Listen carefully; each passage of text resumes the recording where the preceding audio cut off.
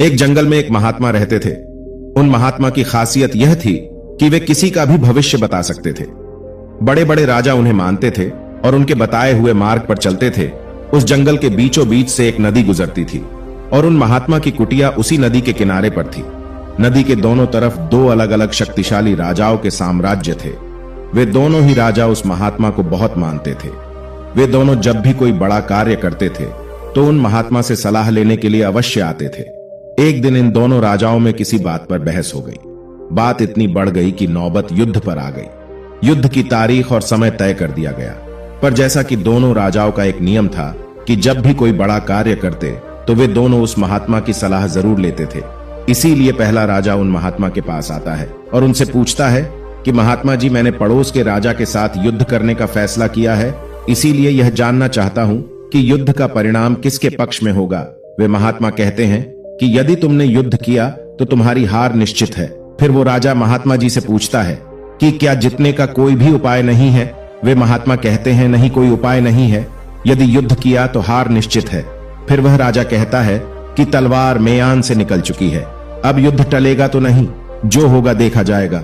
फिर वो राजा उसी समय वहां से चला जाता है और अपने सेना से जी तोड़ मेहनत करने के लिए कहता है। सभी सैनिक राजा की आज्ञा मानकर जी तोड़ मेहनत करने के लिए लग जाते हैं।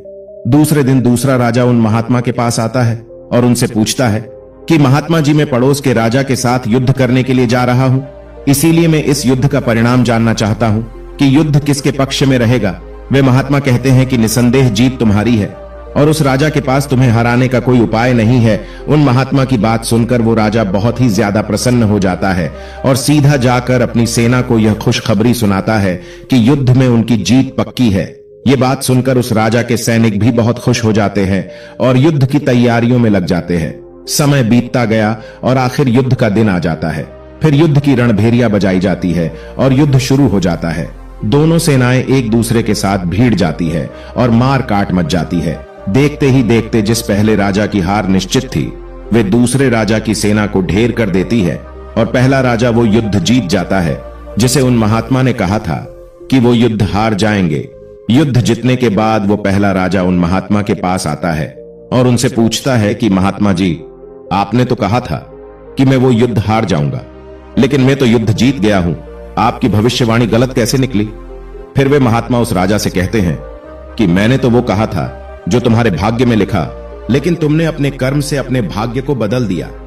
तुम्हारी जीत का कारण यह है कि तुमने अपने भाग्य से ज्यादा अपने कर्म को आवश्यक समझा और उस दूसरे राजा ने अपना सब कुछ भाग्य पर छोड़ दिया।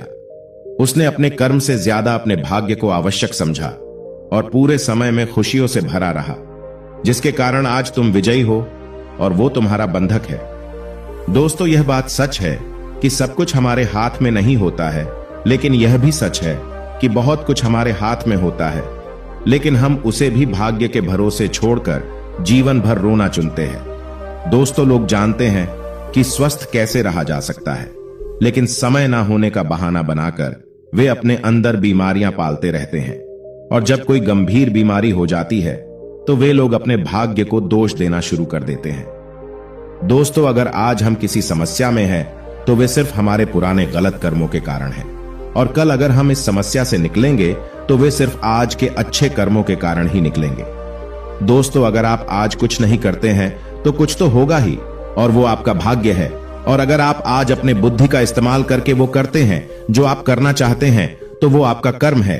तो ये आपके ऊपर निर्भर करता है कि आपको कुछ करना है या अपने भाग्य के भरोसे बैठे रहना है। दोस्तों, आप हमें कमेंट करके जरूर बताएं कि आपको यह कहानी कैसी लगी। ऐसी ही कहानियों को पाने के लिए आप हमारे चैनल को सब्सक्राइब जरूर करें। सुनते रहिए। धन्यवाद।